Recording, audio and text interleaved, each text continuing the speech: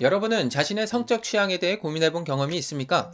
자신이 남성을 좋아한다거나 여성을 좋아한다거나 하는 고민 말이죠. 아니면 그런 건 고민할 필요도 없다고 생각하는 분들도 있을 겁니다. 성연구 심리학자 글렌 윌슨에 따르면 남녀 모두 성적 취향과 관계없이 자주 주변인과의 동성애적 공상을 함으로써 정신적 유의를 얻는다고 합니다.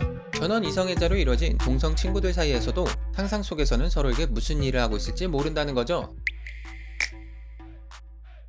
사실 동성애에 대한 인식이 대중에게 퍼지지 않았던 과거에는 대부분의 사람들은 자신의 성적 취향에 대해서 고민하는 일조차 없었습니다. 어쩌다가 동성에게 강한 성적 충동을 느낀 사람만이 남들과 다른 자신의 존재에 대해 고민했죠. 반면에 현대사회에서 동성애는 이전보다 훨씬 큰 존재감을 드러내고 있습니다. 부정적이든 긍정적이든 각종 매스미디어를 통해 동성애에 대한 정보가 대중에게 전달되기 때문인데요. 따라서 자신이 이성애자의 기질을 지녔다 해도 대부분은 청소년기에 자신의 성적 지향성에 대해서 고민해봅니다. 최근에는 이것이 청소년의 성장 과정에 꼭 필요한 단계라 하여 필수성 교육에 포함되어야 한다는 주장이 나오기도 합니다.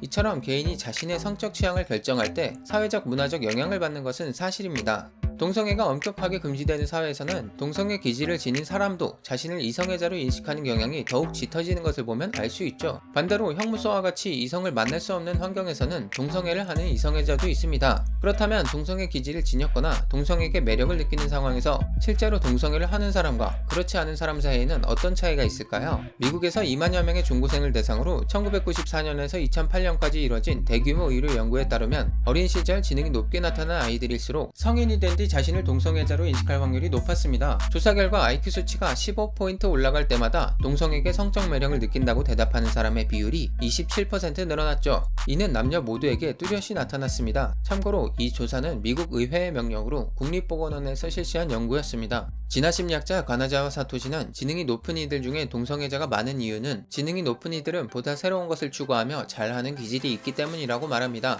당연하지만 동성애가 인간의 본성일 수는 없을 것입니다. 인간은 반드시 이성애를 통해서만 번식할 수 있기 때문이죠. 그렇다면 지능이 높은 이들이 새로운 것을 좋아하고 또 잘한다는 말은 어떤 걸 의미하는 걸까요? 이를 설명하기 위해서 우선 인류가 다른 동물과 달리 보유하고 있는 지능이 무엇인지에 대해서 알아볼 필요가 있습니다. 몇백만 년 전 인류가 탄생한 뒤 인간에게서 지능이 발달하는 과정의 중심에는 환경 적응의 문제가 있었습니다. 지능이 발달하기 전 초기 인류는 조상과 동일한 환경에서 조상에게서 물려받은 본능에 따라 살았습니다. 그들은 유전자 속에 새겨진 본능적 감정 메커니즘에 따라 행동했습니다. 일상을 살아가기 위해서 지능은 필요하지 않았고 이는 동물들과 크게 다를 바 없었습니다. 그러다 날씨가 추워지기라도 하면 주변 환경에 본능으로 적응했던 인간들은 따뜻한 지역으로 이주하거나 오랜 세월에 걸쳐 가죽과 털을 두껍게 하는 방식으로 적응했습니다. 하지만 인류 중 일부는 다른 개체들과 달리 본능이 아닌 지능으로 적응의 문제를 해결했습니다. 같은 상황에서 이들은 동물의 가죽을 벗겨 걸쳐 입으면 따뜻할 것이라는 추리를 했고 이를 실행했죠. 이렇게 해서 인류는 점차 지능을 발달시켜 왔습니다.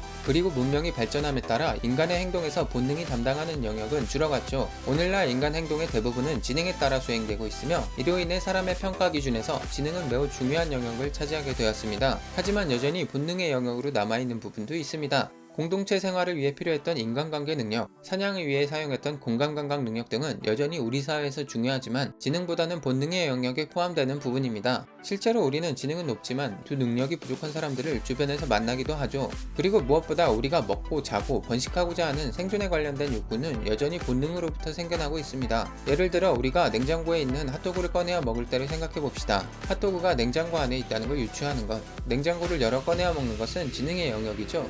하지만 이 두 행동을 하게끔 하고 눈에 보이는 핫도그를 먹게 하는 것은 본능의 영역입니다. 이처럼 본능은 우리의 생존을 위한 기초적인 욕구를 생성하며 지능은 본능의 욕구를 더욱더 충족시키기 위해 활용됩니다. 그런데 한편 지능은 가끔 생존에 반대되는 명령을 내리기도 합니다. 방금 전과 같은 상황에서 채식주의자는 핫도그 안에 소시지를 빼고 먹을 것입니다. 이런 의도적 채식주의는 지능을 가진 인간에게서만 나타나는 행동입니다. 높은 지능이 개체의 생존 외에 다양한 가치를 판단한 결과 오히려 생존에 반대되는 행동을 한 것이죠.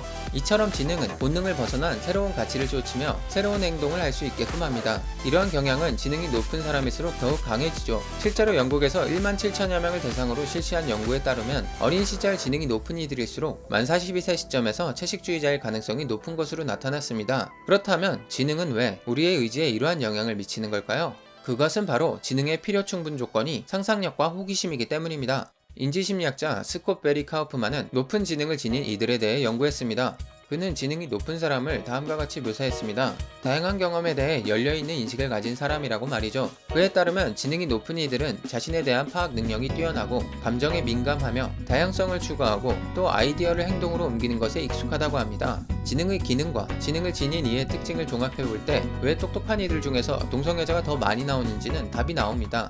우리가 동성애자를 구분할 때 단순히 동성애자의 유전적, 정서적 기질을 지니고 태어난 이들을 동성애자라 부르지는 않습니다. 이런 기질을 지닌 이들이 자신을 동성애자로 인식하고 그에 맞는 경험을 하며 실제로 동성애자로 살아갈 때 그들을 동성애자로 구분하는 것이죠. 지능이 높은 사람은 자신이 동성에게 애정을 갖고 있다는 사실을 인지할 가능성이 높고 또 동성애라는 경험에 대해 개방되어 있을 확률이 높습니다.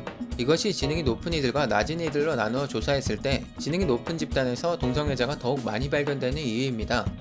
이 영상은 뇌과학자 스콧 베리 카우프만과 진화심리학자 가나자와 사토시의 인간의 지능에 관련된 논문을 바탕으로 만들어졌습니다. 영상이 도움이 되셨다면 좋아요와 구독을 눌러주세요. 감사합니다.